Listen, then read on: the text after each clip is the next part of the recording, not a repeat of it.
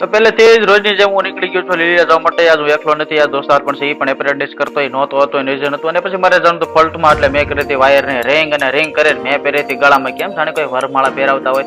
ખુશી તો જોવો. અને પછી હું નીકળી ગયો ફોલ્ટ રિપેર કરવા. રસ્તામાં જો કેમ એની સિવાય કઈ હોય જ નહીં, ને રિંગ મૂકી દીધી. પછી મેં ગાડીમાં, અને એ રિંગને મેં કરી નાખી. પછી ઘૂસળી કરી, અને પછી મેં કરી લીધી બધાને હારે, કારણ કે જુદી ન પડવી જોઈએ ને.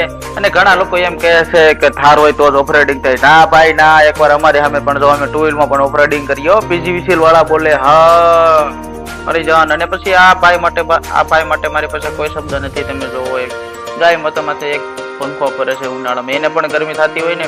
ના હોળી નથી રીમાં, આ તો એ તાર વીખો એના હાથ છે ને દાદા પુરુષ દાદા. ને પછી મેં પાઈ સોડા જે મારી રહી જમા પુરુષ દાદા પછી, અને પછી મેં ખાધી સોલિડ મસ્તી, ને પછી અમે પીધી એક જોરદાર કડક એવી મસાલા વાળી ચા. અને અમારે ત્યાં વરસાદ પડ્યો જોરદાર. આમ જો તમે તળાવ